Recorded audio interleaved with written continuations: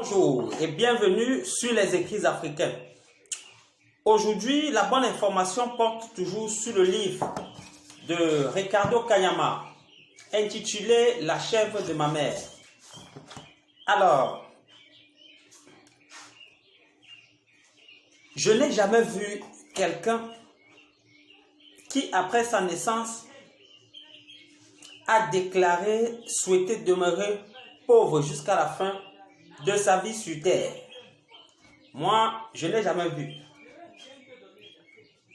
Mais ce qu'on rencontre est que l'observation que nous faisons tous, c'est-à-dire, et toi qui regardes cette vidéo actuellement, et moi-même, est que malgré ce souhait, il existe des personnes parmi nous qui sont riches financièrement, parce qu'ici je parle de la richesse financière. Il existe également des personnes parmi nous qui sont pauvres financièrement. La question qui se pose est celle de savoir pourquoi une telle situation. Pourquoi? Est-ce que le Seigneur, en nous créant, a indiqué que toi qui es né aujourd'hui, ou bien, oui, toi qui es né aujourd'hui, ou toi qui vis aujourd'hui, tu seras pauvre? Est-ce que en nous créant, le Seigneur a dit, toi qui es né ou qui vis aujourd'hui, tu seras riche? Alors, au regard du fait que il est bon, au regard de sa bonté, on ne saurait croire cela. Pourquoi? Parce que Dieu n'a jamais mis quelqu'un sur terre pour qu'il souffre. Alors, ceux qui sont financièrement pauvres sont tout simplement ces personnes-là qui ne connaissent pas la voie. Parce que, comme on souhaite obtenir un diplôme, pour devenir riche financièrement, il faut appliquer certains principes. À la question donc, quels sont les principes à appliquer pour pouvoir devenir riche financièrement?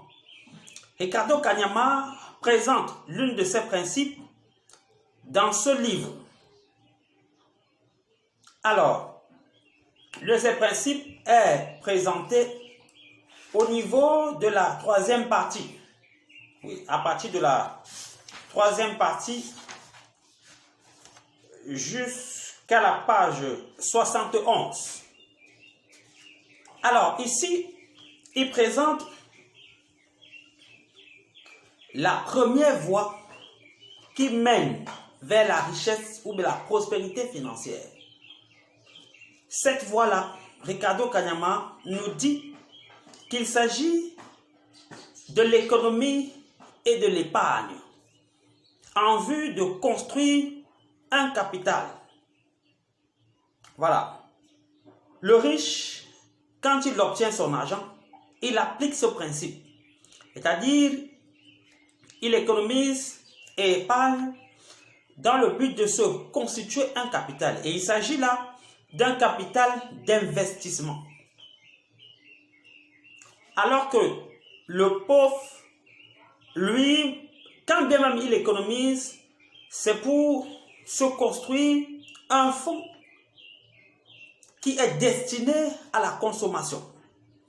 Soit peut-être acheter une voiture, faire des voyages, offrir des choses aux autres, etc. Donc, voilà la seule différence. Alors, à ce sujet, l'auteur précise ici que ce ne sera pas facile parce que pour que lui-même il arrive à économiser pour construire ce fonds-là, ça n'a pas été facile pour lui. Mais avec la décision, avec la détermination, il a pu arriver à commencer à se construire ce fonds-là, destiné à l'investissement. Alors, il précise, il touchait 15 dollars par mois.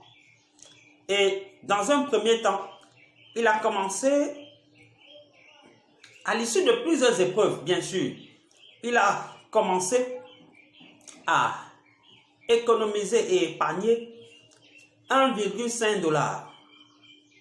Oui, 1,5 dollars. Bien après, il a donc augmenté. Et lorsqu'il a alors continué à être persévérant, cette attitude-là, cette habitude est ancrée, ou bien c'est ancré en lui. Et voilà qu'à un moment donné, il a pu le faire facilement. Donc, comme pour dire que si toi, tu souhaites te mettre sur la voie de la prospérité financière, tu dois faire autant. Le montant que tu gagnes à la fin du mois, en réalité, n'en est rien. Autrement dit, quel que soit le montant que tu gagnes à la fin du mois, tu dois t'organiser à pouvoir garder au moins les 10% de ce montant-là. Et quand tu vas donc terminer de garder les 10% de ce montant, ça va dépendre. Tu peux te fixer en fonction du montant que tu gagnes, peut-être de le faire pendant une période d'1 an, 2 ans, 3 ans, 4 ans, 5 ans, afin de pouvoir injecter cela dans un projet. Oui, dans un projet. Alors, il ne faudrait donc pas commettre l'erreur que la majorité commet aujourd'hui, c'est-à-dire celle de penser que les choses, ou bien ce qu'on attend, l'objectif qu'on poursuit, va arriver du jour au lendemain. Parfois, ça peut prendre du temps. Et là, ça dépend non seulement de ce que tu gagnes, mais également du projet dans lequel tu veux investir ton argent. Donc, qu'est-ce qu'il faut comprendre de ce passage aujourd'hui, de ce partage aujourd'hui? Tout simplement que si tu souhaites quitter de la situation de pauvre d'avant pour converger vers celle de riche de demain, le premier pas consistera pour toi à déjà économiser et épargner afin de te construire un capital. Ce capital-là te permettra d'investir dans un projet et avec détermination, parce que dans le projet, ce qui est sûr, tu pourras rencontrer des challenges, mais avec détermination, avec un travail sans relâche, tu finiras par réaliser ton objectif. Porte-toi bien, à la prochaine.